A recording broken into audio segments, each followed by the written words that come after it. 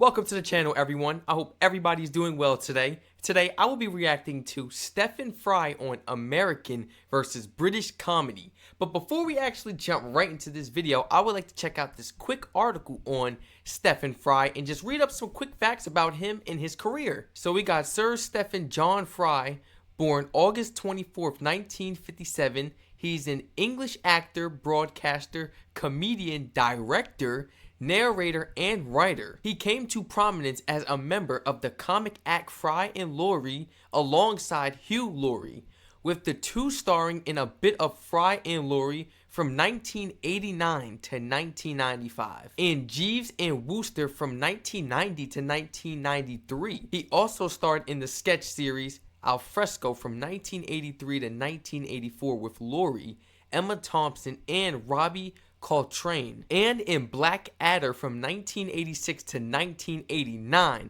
alongside Rowan Atkinson. Since 2011, he has served as president of the mental health charity Mind. In 2025, he was knighted for services to mental health awareness, the environment, and charity. Okay.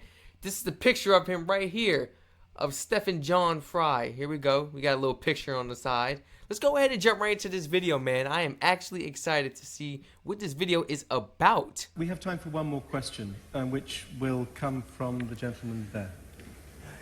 You talk about the sense of humour, the American sense of humour, and you haven't mentioned so much the British sense of humour, but do you think they differ hugely? And if so, what accounts for that difference? Yes.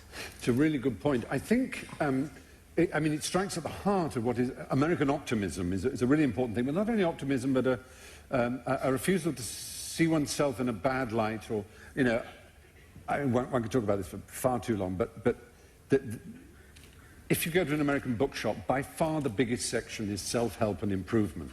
The idea that life is refinable and improvable, and that you can learn a technique for anything, whether it's lovemaking, being a businessman, a marriage, cooking, losing weight, whatever it is. There's an NLP way of doing it, there's an Anthony Robbins way of doing it, there's a things they didn't teach you at Harvard way of doing it. There's an unbelievable sense that life is improvable, that you can be lectured at, or indeed given a sermon at, it's the Protestant base of America, that things are done by text and by works, as opposed to by submission and by, a doctrine in the way that the higher church, European, rump, we still believe. And there is a sense of original sin in Europe. I mean, this is a bizarre theory that I won't push to its limit, but when it comes to comedy, it's satisfactorily, I think, obvious that the American comic hero is a wisecracker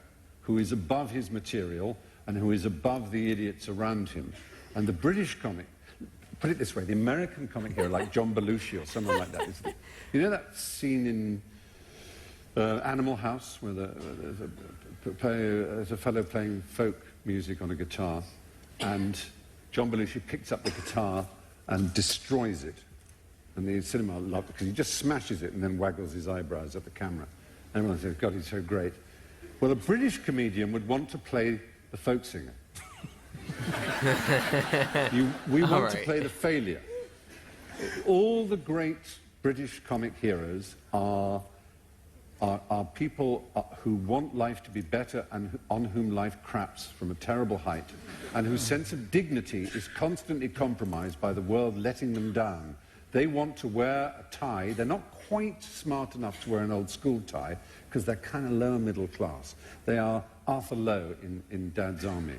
They are Anthony Aloysius Hancock. They are Basil Fawlty. They are Del Boy. They are Blackadder. They're not quite the upper echelons, and they try to be decent and right. Everything tries to be proper. They're even David Brent from The Office. And their lack of dignity is embarrassing. They are a failure. They are an utter failure.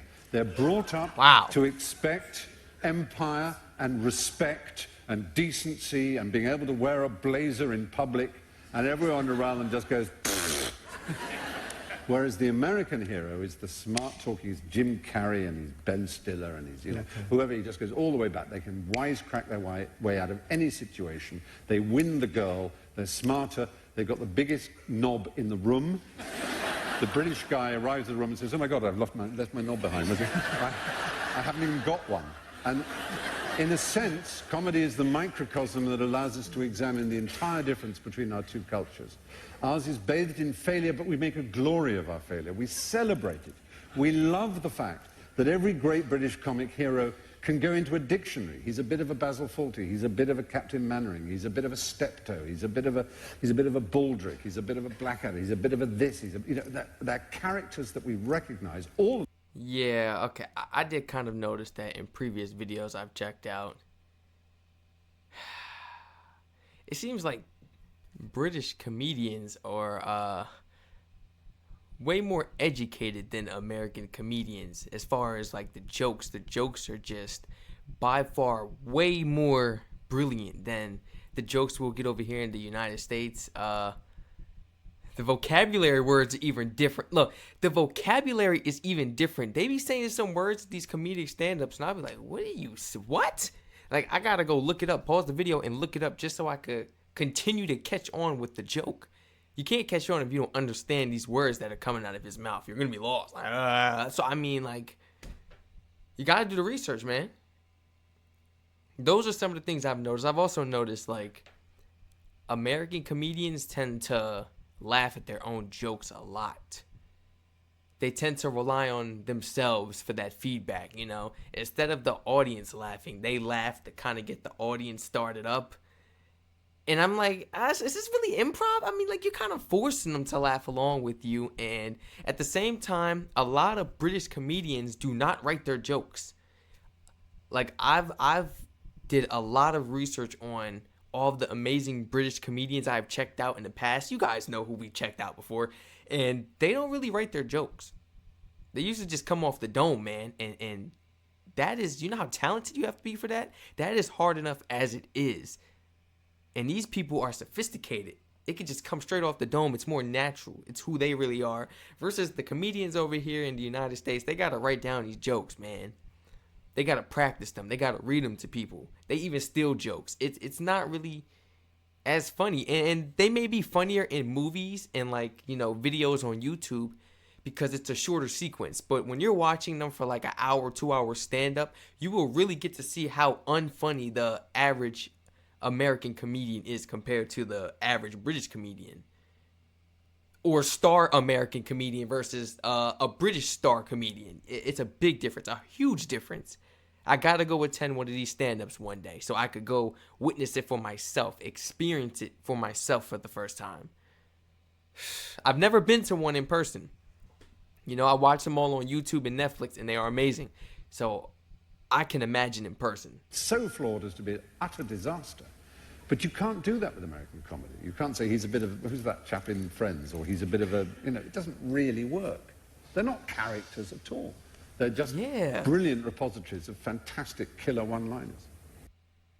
Hey, and he was spot on. He was spot on. Everybody let me know in the comments down below, what did you think about this video? And as a Brit or an American, how do you feel about your country's comedians? All my British people, do you feel that British comedians are by far way more funnier than American comedians? And all my Americans, do you feel that American comedians are by far way more funnier than British comedians? And if you've actually checked out both American and British comedians, please feel free to drop some of the differences and similarities you've noticed between them down below in the comment section, please. If you guys enjoyed this video just as much as myself, feel free to like, comment, subscribe, and turn all post notifications on. Feel free to share this video and channel to your friends and family members. And please continue to flood my comment section and suggestion link in the description down below if you would like to recommend some more of these fabulous videos for myself to check out. Everyone stay safe, enjoy the weather, and I hope to catch you all in the next reaction video.